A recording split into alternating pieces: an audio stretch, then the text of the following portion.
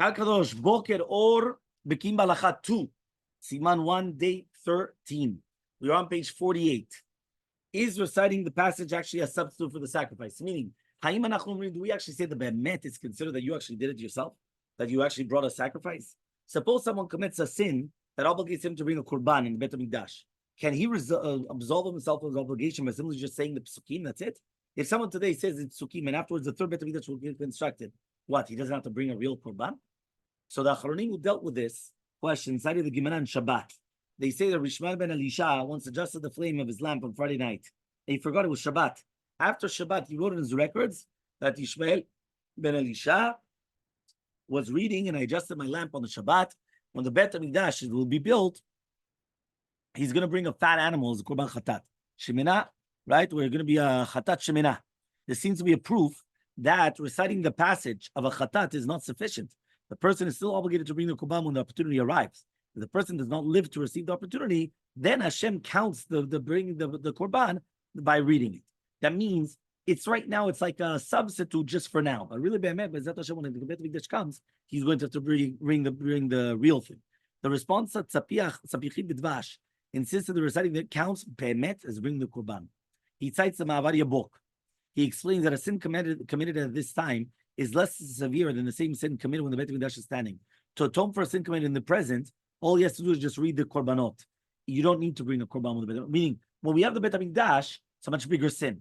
And therefore, he has to bring a real Korban. But nowadays, that we don't have the Bet HaMikdash, so therefore the Korbanot that we read is already enough. That's what he says. You need a real Korban. No. According to this Shita, no. According to this Shita, no. Machloket, again, according to this Shita, no. This is countered, however, by the teachings of the Oziel HaKadosh. The Oziel HaKadosh says that every soul is obligated to fill 630 mitzvot. Since it's not possible at the time to fill the mitzvot to require a functioning Bet HaMikdash, it will be necessary for each soul to be reincarnated, right, when it will become possible to fill the mitzvah in practice. According to this, it seems that the person will have to bring korbanot of the sins that he committed in the previous, right, incarnation, so the previous Gilgul. Because according to the Oziel HaKadosh, we have to come back when the Bet HaMikdash is here in order to make sure that we're going to fulfill all the mitzvot. And every single neshama will have to fulfill all 613 mitzvot. The Petach Advid reconciled these teachings, and he explained that we must separate the subject of atonement from the mitzvah of bringing korban.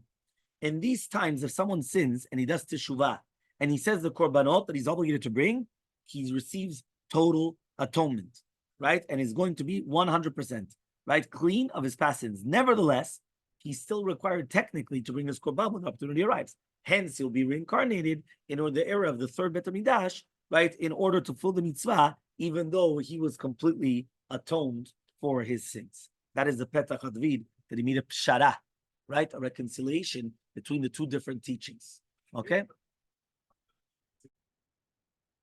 In practice, nowadays, we do not maintain the practice of reciting the korbanot of different types of korbanot. We recite only the passage of daily korbanot tamid.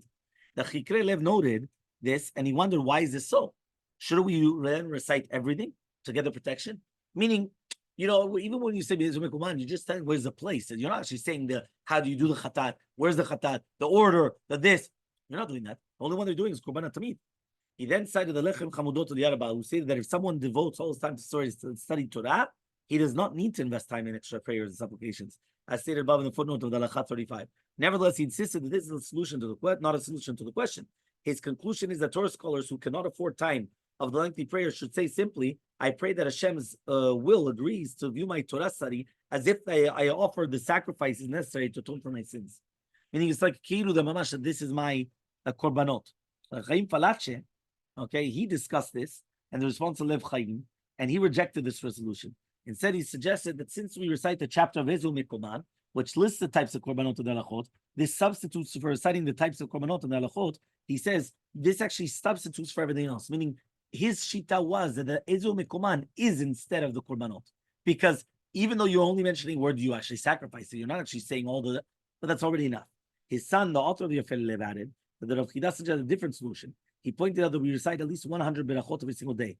Besides this, right, the blessing Baruch She'amar is prefaced with by 11 phrases beginning with the word Baruch. This makes a total of 111, equal to the number of the psukim in Parashat Vayikra. This is the parasha where all the korbanot are described. By reciting these blessings, we receive the merit of bringing all the korbanot.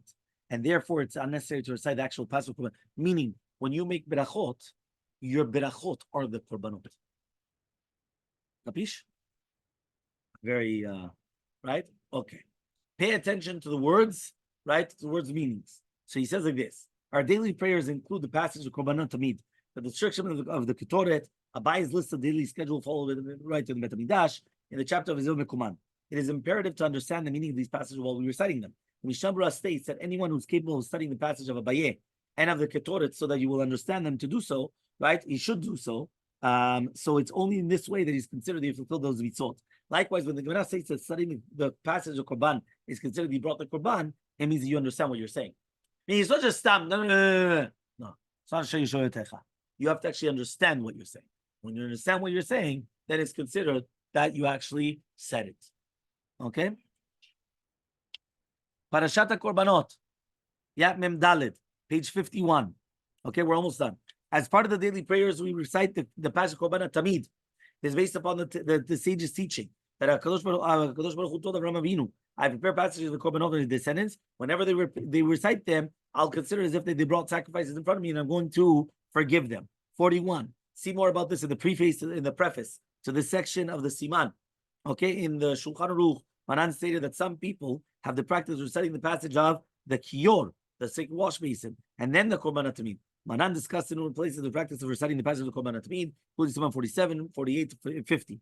The Ramah likewise mentioned in Siman 48. It has become the universal practice to recite it every single morning as part of Shachrit. Rabbi Shlomo out of Zalman wrote that all the nation of Israel accept themselves the practice reciting Korbanot Tamid before Shachrit, so that Hashem considers as if that we actually brought it, just like HaKadosh Baruch Hu said.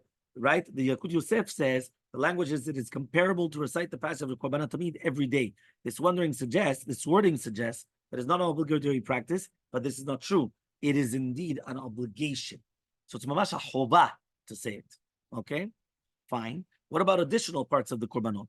We preface the passage of Korbanot Tamid with a prayer that Hashem will forgive us of our sins. After saying this part, we continue with the description of the Ketoret. Abai is listed the daily schedule of Bet HaMikdash. This is followed by the passage of Ribona Olamim, when we admit that, right, due to our sins, we are incapable today of offering to Hashem the sacrifices that we are commanded to bring every single day. And we ask Hashem to accept our act of reciting the passages describing the Korbanot and to consider them a substitute for the daily Korban HaTamid. So let's see what it says here. What is the plea before the Korban HaTamid? So it says, the earliest record of this prayer is in the Sefer Seder Hayom. Although it includes a plea for Hashem to forgive our sins, we recite it every single day, including Shabbat. This will be explained below in the footnote, Halacha 50. The Yafir Alev pointed out that this prayer, which includes our request to be given, right, to be given the opportunity to once again bring the daily sacrifice of Bet HaMikdash, seems to contradict the Midrash, that's stating that in the future, we don't have any more Korbanot. Meaning, why in the world are we asking the Kodesh Baruch Hu, build the Bet HaMikdash so we can bring Korbanot? We're not going to have Korbanot in the future. There will be no need for them, since the Yitzhak will no longer function, and we will have no more sins, right, that require any atonement. This question was likewise discussed in the response to Lev Chaim, and after a lengthy discourse, he concluded that the truth is that in no time in the world's existence will be free of obligation to live in Yisrael to Torah. We'll continue to offer communal sacrifices, right, and individual sacrifices as needed until the end of time. So he says, no, you always bring it. Even though you won't sin, you're always, okay, we're going to see. Yeah, exactly. We're going to see. Okay? So fine. Then he says like this. He says, according to the instructions given to us by the Arizal, we follow the passage of Korbanot Tamid, the passage describing the Ketoret, and then Abai is listing the schedule. Even so, the prayer of Ribbono Olam is directly connected to Korbanot Tamid, as it's clear from the words. We conclude this prayer by saying the pasuk of V'shachatoto, fulfilling the instructions of the Pri Megadim Korban, right, in Mishabura, to recite this verse following the passage of Korbanot Tamid. As mentioned above, Ashkenazic Jews recite this verse immediately after the passage of Korbanot Tamid.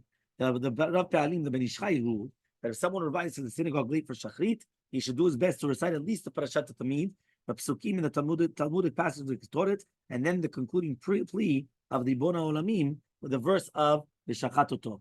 And the Rishon LeZion also likewise, right, he ruled the same way in the response of the Yechavedat. Okay, when Shalom Farim Sefatenu, he comes, we ask HaKadosh Baruch Hu to accept, right? He says like this, he says, we're asking him to accept the words of the prophet declared that our lips will pay bulls, meaning our lips are sacrifices. Par, a bull.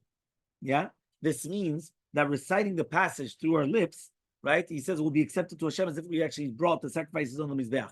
The Turei of the Taz protested against reciting this pasuk, right? Since we go to recite the Zumikuman and we describe all the sacrifices, including the Chatat and the Nasham, these korbanot cannot be offered on a voluntary basis.